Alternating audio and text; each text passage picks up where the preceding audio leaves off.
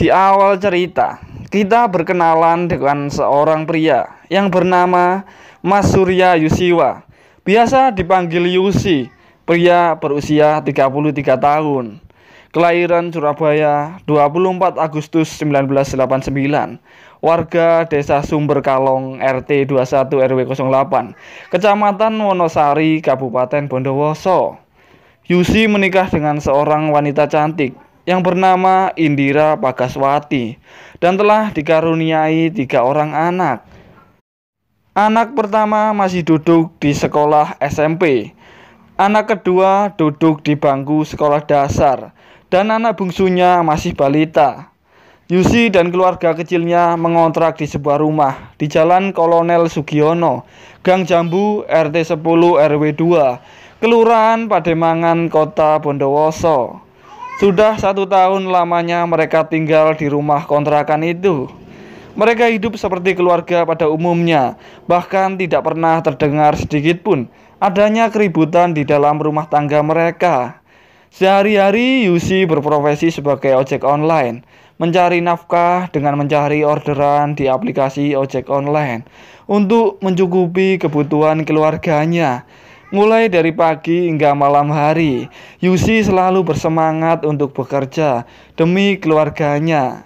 Yusi ini bisa dibilang memiliki cukup banyak teman, dikarenakan sosoknya ini dikenal sangat baik, humoris, dan sering bercanda kepada teman-temannya ketika menunggu orderan.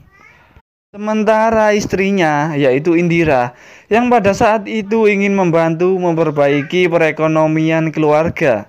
Dia pun sempat bekerja di sebuah pabrik kerupuk sekitar pada Januari 2022. Indira ini yang memiliki paras wajah yang cantik, terbilang cukup aktif di dalam sosial media, terlebih sosial media yang pada saat itu memiliki fitur-fitur canggih yang membuat para wanita lebih percaya diri untuk menampilkan wajahnya di depan kamera. Dengan senyum manis dari Indira, tidak sedikit pria yang sangat terpikat kepadanya. Dan pada akhirnya ada satu sosok pria yang menarik perhatian Indira, dan Indira pun merespon. Dari situlah mereka mulai berkomunikasi. Pada awalnya mereka hanya berbincang-bincang seperti biasa lewat chat di akun sosial media tersebut. Tapi seiring berjalannya waktu, ketertarikan satu sama lain pun akhirnya muncul dan membuat jalinan asmara terlarang berjalan hampir 1 tahun lamanya. Setelah mereka menjalin hubungan yang lebih jauh, Indira pun mulai berani mengajak pria kenalannya itu datang ke rumahnya di saat sang suami sedang bekerja. Sejak itulah pria selingkuhannya mulai sering berkunjung ke rumah Indira, hingga lambat laun mereka sering melakukan pengadukan di rumah tersebut ketika suami dari Indira sedang bekerja. Saking seringnya pria itu datang, banyak tetangga yang melihat pria tersebut keluar masuk dari rumah Indira. Salah satu tetangganya sempat menanyakan kepada Indira, siapa sosok bebenguk ini yang sering berkunjung ketika suaminya pergi bekerja. Indira hanya menjawab jika itu adalah kakaknya. Ah elah, bohong banget sih ah. Dan tetangga itu pun percaya, tidak pernah menanyakan lagi. Ah goblok banget ah elah. Sedangkan kepada anak-anaknya, pria ini sering membawakan makanan seperti buah salak. Ah elah kok cuma salak, mending ah buah naga biar dicaplok sekalian tuh orang. Dikarenakan sering membawa buah naga, maksudnya buah salak. Dikarenakan sering membawa buah salak, pria tersebut dipanggil oleh anak-anaknya Indira dengan sebutan Om Salak.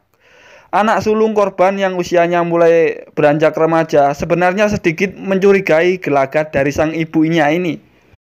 Karena anak tersebut sering mendengar gerubak-gerubuk di dalam kamar ketika malam hari ketika Om Salak ini datang. Tetapi dia memilih untuk diam dan tidak mau ikut campur. Pilihan yang cerdas sih. Atas apa yang dilakukan oleh ibunya. Namun ada kejadian mengerikan yang merenggut nyawa dari Yusi. yang membuat siapapun yang mengenalnya merasa kehilangan. Kejadian itu bermula pada hari Rabu, tanggal 30 November 2022. Entah apa yang terjadi kepada Yusi. Apakah banyak bocor atau dia lapar? Karena pada hari itu Yusi memutuskan untuk pulang ke rumah dan beristirahat sejenak. Tetapi kehadirannya itu sangat tidak diinginkan oleh sang istri. Yusi yang kala itu ingin segera beristirahat di dalam kamarnya dan merebahkan tubuhnya di atas tempat tidur. Ketika membuka pintu kamar, Yusi sangat terkejut menyaksikan sang istri tercintanya sedang digoyang oleh pria lain di tempat tidurnya. Seraya di dalam hati ingin mengatakan, akan kuhancurkan bumi ini. Dengan perasaan hancur dan penuh amarah menerima kenyataan sang istri telah berkhianat, dia pun naik pitam dan terjadi pertengkaran hebat dengan sang istri. Karena pada saat itu Yusi secara spontan megamparin istrinya ke kanan dan ke kiri. Sampai-sampai suara gaduh dari keributan itu terdengar oleh tetangga. Terlalu fokus dengan menggampari istrinya, dia tidak menyadari diam-diam selingkuhannya, mengambil sesuatu dari dalam tas dan segera lari keluar kamar. Namun tidak semudah itu, karena Yusi memiliki Kenben Shokuhaki. Dia mengetahui bahwa selingkuhan istrinya itu lari, kemudian dia mengejarnya. Namun naas ketika mau memukul selingkuhan istrinya, ternyata selingkuhan istrinya pun memutar badan dan kemudian menusukkan sebuah pisau membabi buta kepada tubuhnya Yusi. Dan akhirnya Yusi pun terpental ke arah daerah sekitar kamar mandinya dan tersungkur jatuh.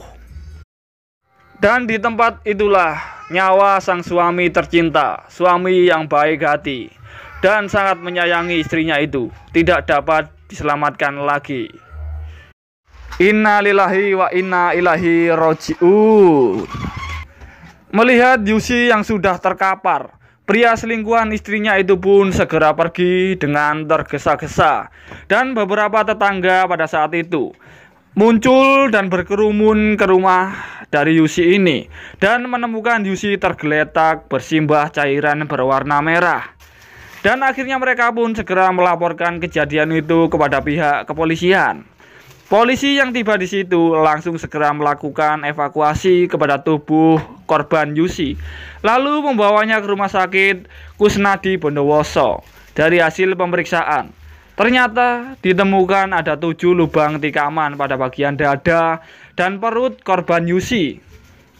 Rasa sedih yang teramat sangat dirasakan oleh keluarga atau orang tua korban dari Yusi, dan juga termasuk para driver ojek online yang merasa kehilangan dengan sosok Yusi ini yang dikenal baik dan selalu saja memberikan warna di setiap kehadirannya. Seluruh rekan sesama ojol menunjukkan rasa solidaritas mereka mengiringi perjalanan ambulan yang membawa tubuh Yusi menuju peristirahatan terakhirnya di pemakaman yang tidak jauh dari kontrakan Yusi. Yusi telah pergi untuk selamanya, meninggalkan istri dan 3 orang anaknya yang masih kecil. Polisi yang mendapatkan informasi dari tetangga korban akhirnya menginterogasi istri dari Yusi. Hingga akhirnya istri dari Yusi, yaitu Indira ini, mengakui jika selingkuhannya lah yang telah menghabisi nyawa dari suaminya. Akhirnya polisi pun langsung bergerak menangkap dari selingkuhan istrinya ini, yang kita ketahui sekarang bernama Budi Hartono, berusia 31 tahun. Dia merupakan seorang duda asal desa Wonosari, Bondowoso. Pelaku Budi ini berprofesi sebagai tukang buah di sekitaran rumah korban. Budi ini mengaku tidak tega melihat perempuan yang disayanginya berteriak-teriak kesakitan disakiti oleh korban. Elah lu siapa bos? Kalau gua jadi suaminya udah gua tanam lu di tanah. Elah. Pelaku mengaku jika pembunuhan itu tidak direncanakan, dilakukan secara spontan lantaran menyadari korban datang menghampirinya. Senjata tajam pisau itu dikeluarkan oleh pelaku, lalu berbalik dan menyerang korban dan menikamnya sebanyak 7 kali. Menurut gua ini bisa dipertimbangkan atau diperdebatkan, karena kalau dia tidak melakukan pembunuhan berencana atau merencanakannya, kenapa di dalam tasnya dia membawa pisau? Kan goblok banget itu kan ya. Atas perbuatannya pelaku dijerat dengan pasal 340, sub pasal 338, sub 41 ayat 3 KUHP. Di dalam persidangan ini kasus dikategorikan sebagai pembunuhan tidak berencana. Kan sudah kuduga ini, keliru ini. Sudahlah. Namun ada beberapa hal yang meringankan pelaku selama persidangan. Karena pelaku telah mengakui dan menyesali perbuatannya. Oleh karena itu, vonis hukumannya pun menjadi semakin ringan, yaitu menjadi 15 tahun penjara saja. Dan untuk korban Mas Yusi, semoga amal ibadahnya diterima oleh Tuhan Yang Maha Kuasa. Dan juga semoga dia dimasukkan ke dalam surganya.